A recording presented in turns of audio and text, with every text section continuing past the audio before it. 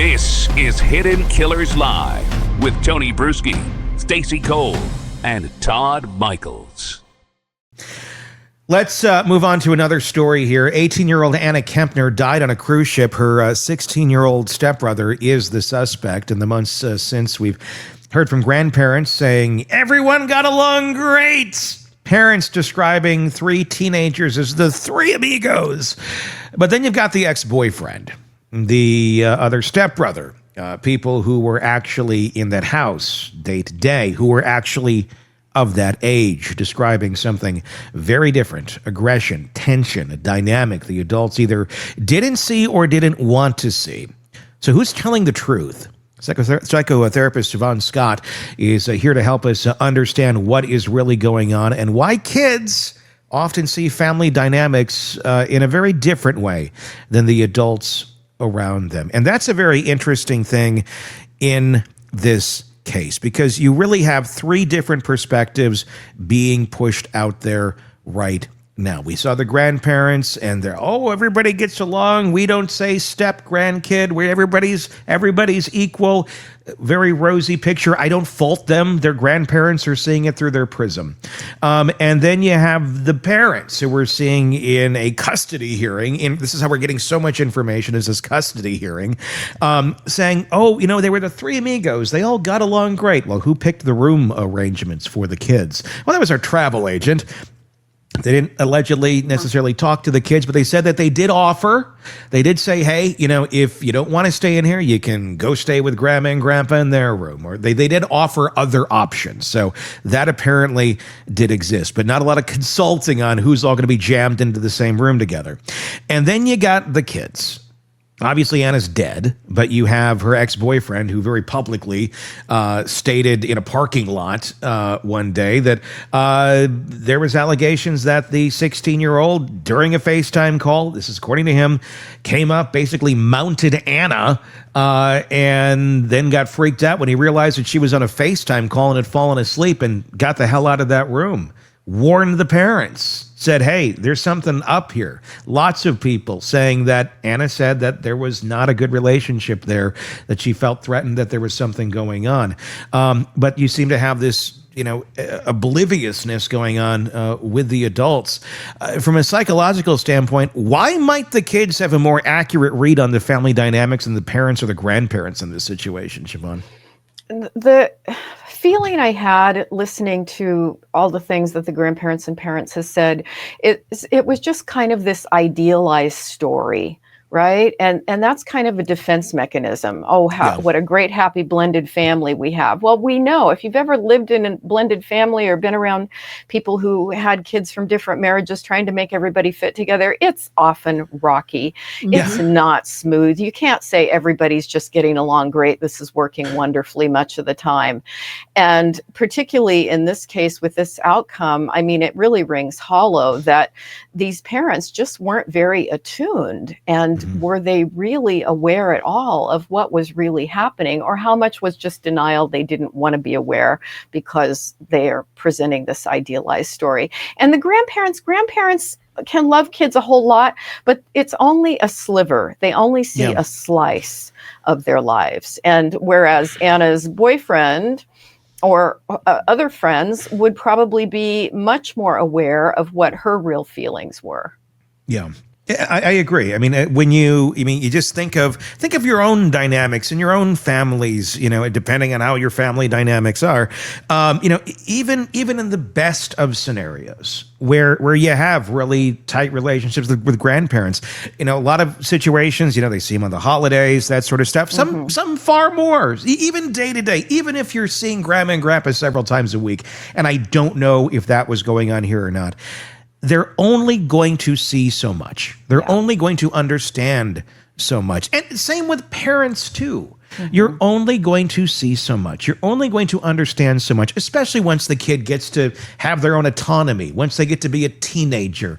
I mean, I can say that in my own world, having a teenage daughter now. Like, did I know a lot more about her when she was younger? Yes, I was there because I had to be for everything. And now she's, venturing out into life a little bit more, making her own friends. She's got her own stuff. I don't know every damn detail because you can't, because that's how humans are. They branch off, they do their own thing. So I know there's a lot of wanting to find the boogeyman here beyond just the 16-year-old, if in fact he did this, and that's still an if as of right now. But I don't know how deep one can go into the family dynamics and really find the boogeyman. Can you look at this and go and say, did they make the best choices? Maybe not. Were they the most attuned parents in the world? Probably not. Every parent, I think, thinks they could do more. I don't know that these people really ever thought that thought.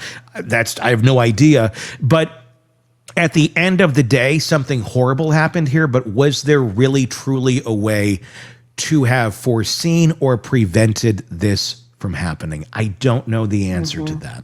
Yeah.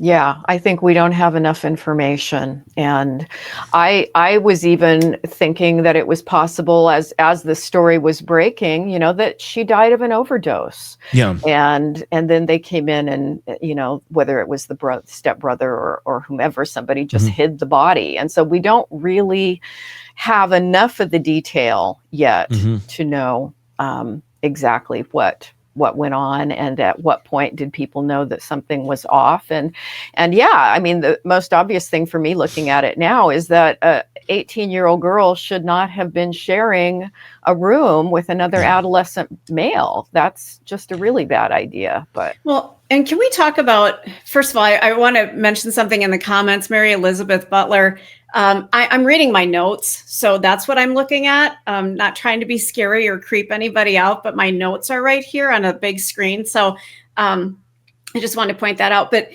can we talk about roughhousing in amongst siblings? Sure. At what point does a chokehold? Kids wrestle. Boys wrestle. I think it's a little odd for a male and a female to wrestle, but are those normal dynamics in a family? I remember my brothers just beating the crap out of each other.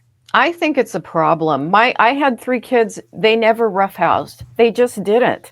I had two boys, but they were 6 years apart. And so, the older one was more in the position of being the helper with the little brother. They didn't hit each other. They didn't punch. My daughter was in the middle between the 2 boys, and there just really wasn't roughhousing. Doesn't mean they always got along famously. They'd argue. Sure. But I worry about households where there's a lot of rough behavior because it looks to me like aggression. And if somebody is getting hurt or somebody wants to opt out and that's not being respected, then I would really want to be talking to the parents about the aggression, the level of aggression in the home and what's tolerated and when you step in and say, we don't do that. Yeah. Because I don't think it's every family. It's the boundaries. I mean, I remember growing up, as a boy, and there would be houses that you would go to, and they, it was like brothers or whatever, and they and it was like, you just knew the ones. You knew the ones where it's like, yeah, they're going to be really roughhousing. I was a kid who hated that sort of shit. So, I mean, I avoided that like the plague. But you knew, if you're going to someone's house and there was that type of a house, they just did it. And that's how they acted. Probably comes down to boundaries, a lot of what the parents are accepting, and they're saying this is okay, and allowing, and demonstrating. But not, I don't want to say it's always demonstrated behavior from the parents to the children, and then the children pick up on it. I mean, sometimes you can have the most docile parents, and the kids are out of control and roughhousing. But sometimes it is demonstrated. What does it tell you about in this case where you have the 18-year-old stepson of wife number 3, who's testified in the family court proceedings that at one point, Anna's dad put him in a chokehold when he didn't want to go back for a visit with them. This is an adult putting a teenager, I'm assuming he's 18 now. I'm assuming he was somewhere probably 16, 17. That's my speculation in terms of age. But somewhere around there. Still pretty, borderline adults. Having an adult do this to a child to restrain them. I mean, unless it's like grave danger, like, stop, don't go in front of this train. Mm-hmm. And even then I could think of 50 other ways to restrain someone other than a chokehold. Right. But the fact that this was demonstrated that way, and he's bringing it up in court in a custody hearing of why this is not a great household to be living in. Yeah. And then you actually have the younger sibling of this 18-year-old being looked at as a suspect right now in the murder of Anna Kepner. That I don't know, that stands out to me. That seems like a weird one to be like testifying about in court if it doesn't matter. Yeah. Yeah, any kind of aggression, physical aggression like that really bothers me in a family. Mm-hmm. It just shouldn't be happening. And if it did indeed happen that way, that a chokehold was used on a minor, I mean, on anybody, but especially on your minor kid, right? Or a kid you're responsible for. You just don't behave that way. And there's something off. So yeah, looking at boundaries, at parenting styles, at level of aggression between family members, it's a lot of red flags. What do you do if you see something of that nature? If you've got a family, that this is how they interact with each other. They put each other in chokeholds. They're grabbing each other. To me, this is just, you're heading down a path that isn't going to end well. And you walk out and you go to Target. Yeah. Pretty much. But seriously, like, what do you do to that? Well, it's not like here's the formula for what you do. No. But what is you have people who are not in control of their emotions. You have people who don't know how to set boundaries. And so you have to, are they drinkers? A lot of time, I'm just saying things that I would typically find in a home where you have a level of violence and chaos like that. You often find substance abuse, so it would be a multi-pronged treatment plan with looking at a lot of areas of intervening in a lot of different ways based upon what you find when you start digging under the surface of why are people behaving like this. So it would be a big job, and don't refer them to me. I don't want to have to deal with them. I'm too old and tired. But how much of a generational problem is this where, because it does seem to be, and I don't know what's going on here, but just speaking from life experience, the families who seem to, have these sort of issues, it kind of is like, well, how did they grow up? Oh, the next one did the same thing too. And the next one did the same thing too. And the next one did the same thing too. And then if you ever question them about it, like, why are you doing that? It's like, well, it's, it made me tough. There's usually some sort of excuse that goes back to childhood of how they endured it. And now, they're just teaching their youngins the same way of doing things. How do you break that cycle? Or, I don't know, other than someone, and sometimes it happens, somebody wises up and goes, I'm not going to be a part of this ecosystem anymore, and they get the hell out. Right. While the rest of the unit, which is usually far more people, just keep reproducing and just keep doing the same thing. Yeah. It has to be exactly what you said. Somebody that says, you know what, I've learned that there's a better way to live and a better way to do relationships and a better way to raise my kids than the way I was raised, and they make intentional pattern changes, So do we need more awareness? Because these decisions, these ways of thinking about going into life, they start at a young age. Especially when these kids start reproducing at like 16 or 17, which we see in some of these cases. So should these sort of things be taught earlier?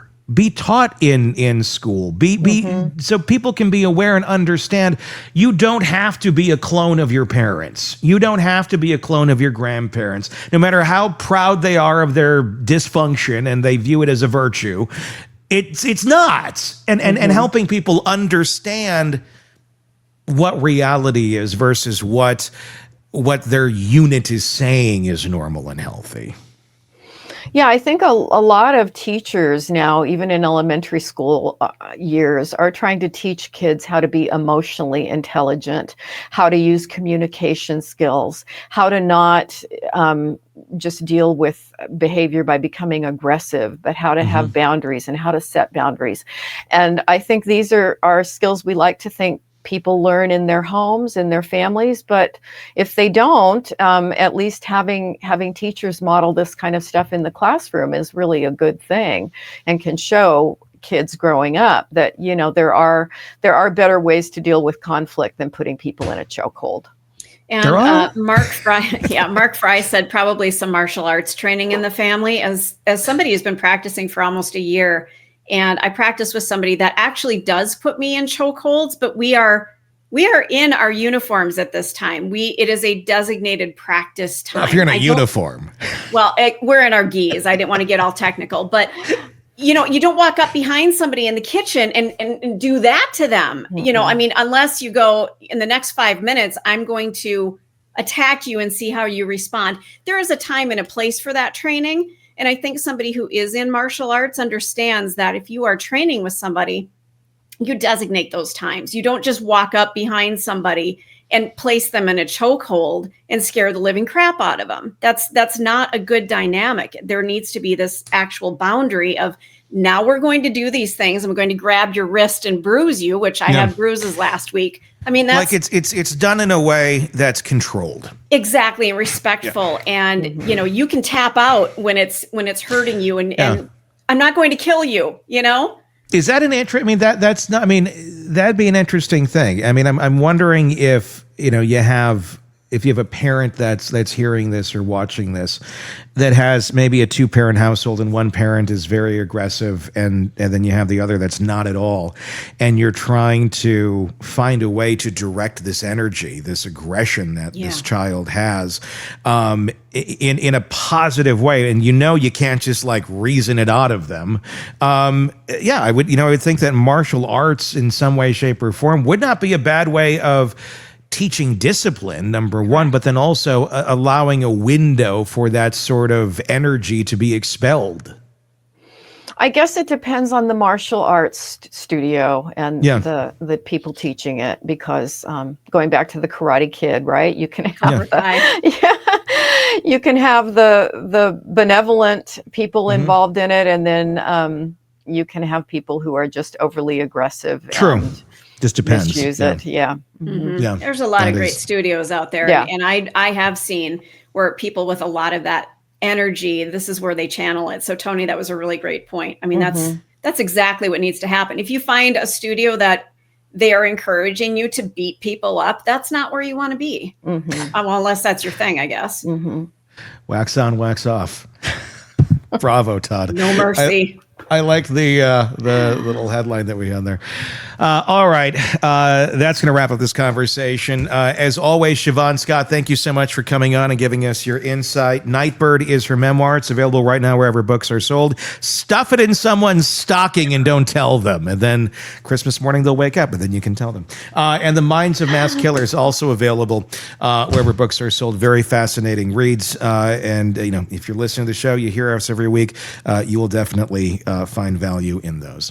Until next time, for Stacy, Todd, and Shavaun, I'm Tony Brueski. We'll talk again real soon. Want more on this case and others? Then press subscribe now and don't miss a moment of true crime coverage from Tony Brueski and the Hidden Killers podcast.